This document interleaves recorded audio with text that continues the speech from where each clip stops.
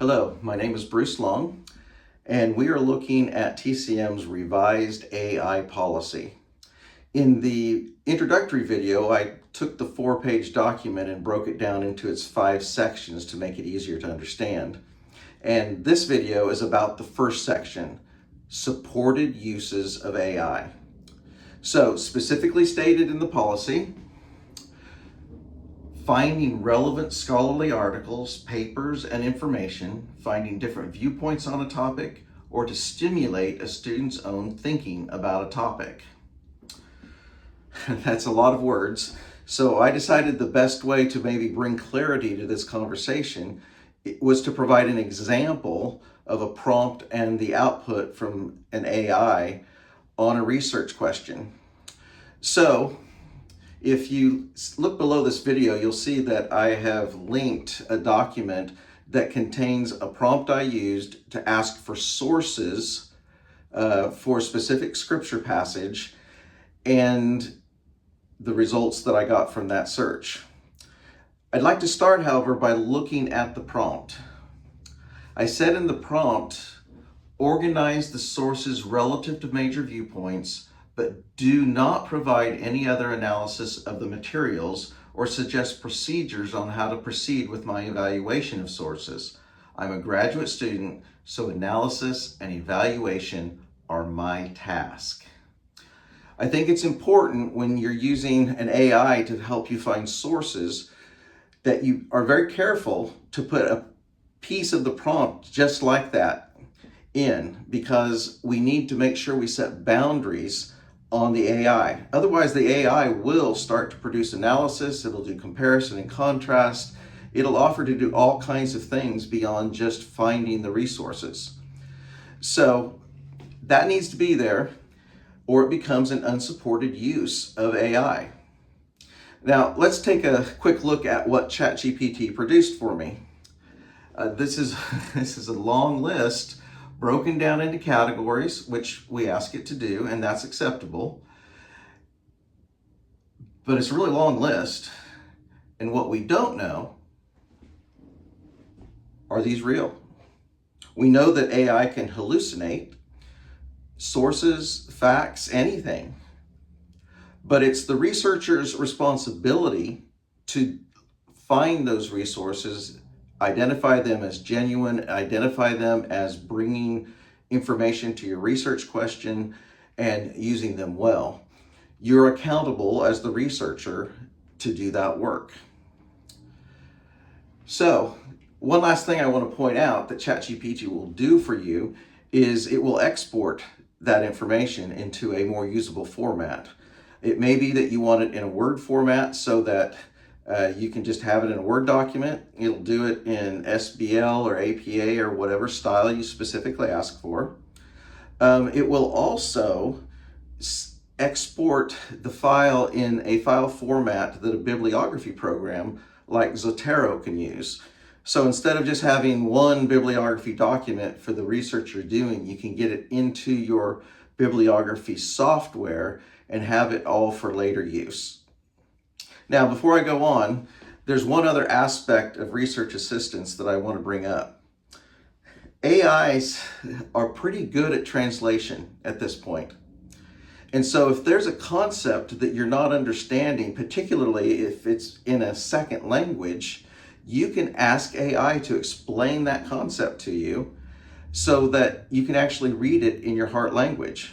So if you speak Russian as your first language, then ask it to explain it to you in Russian, and it will do that for you, which can also be another helpful step in doing your research.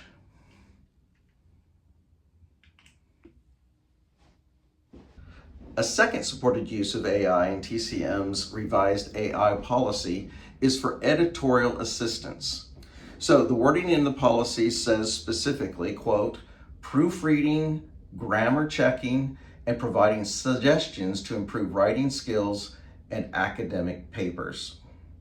So AI can help a student submit a paper just by doing what an editor does. It can find typographical errors, it can correct grammar, it can suggest a better word or a better sentence structure. It can work as an editor.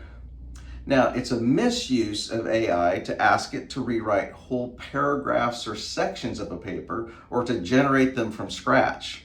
Students can, however, put a sentence or two into AI that they think is awkward or that doesn't really convey the meaning and ask AI to smooth it out. So I did that. I asked AI to produce some awkward sentences as illustrations, and then I asked it to present multiple ways to make those sentences clearer and smoother without changing the meaning. That chat is in a link below as an example of how AI can clarify sentences.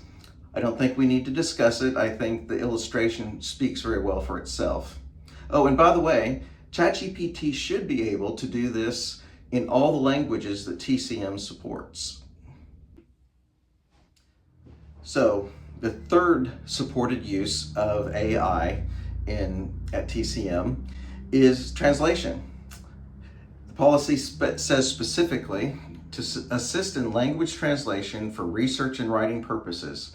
If students use an AI to translate a paper, they must provide their original work as a separate document along with the translation. AI is truly changing the world of translation. It is not yet as consistently accurate as human translators, but it grows closer and closer. So, the policy talks about translation helping for research and writing. I think it's important to notice that there's two basic ways that translation can help a student in their academic work or a faculty member in their research. If you find an excellent resource material and it's not written in your language or a language that you can understand, then you can use AI to translate that resource material so that you can read it in your own language and better understand the topic you're researching from the perspective of that author. The second thing it can do is translate work you've produced into a language others can read. So, for example, if a student wants to translate their paper before they submit it, they can submit their paper and have it in a translated form. But it's important to know that the student needs to submit their original work along with the translated work.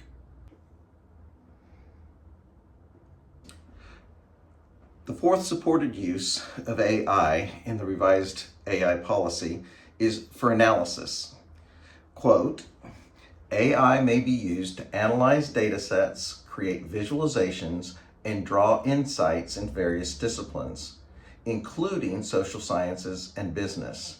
It should not be used to analyze or critique the reasoning or logic of an author a student is quoting or referencing.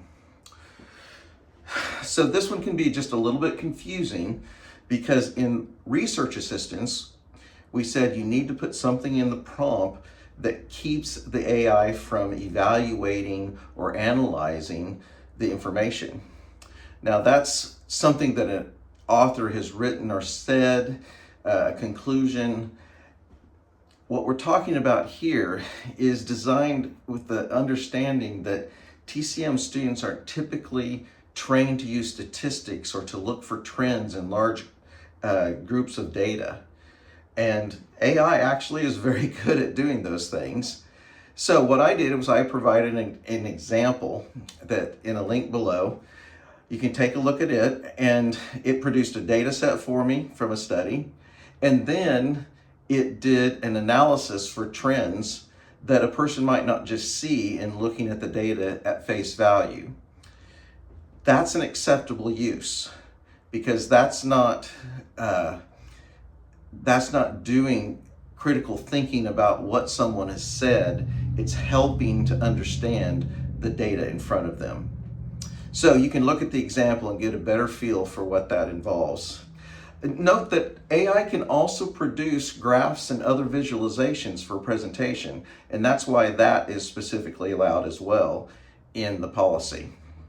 So those are the four uses, the four supported uses of AI in the revised policy. Now, I want to conclude with a caveat that I think is very important for both students and instructors to know. as the instructor, you have the authority to adjust the institutional policy on AI. In one of these areas, you may want to be more restrictive or less restrictive, and that's fine.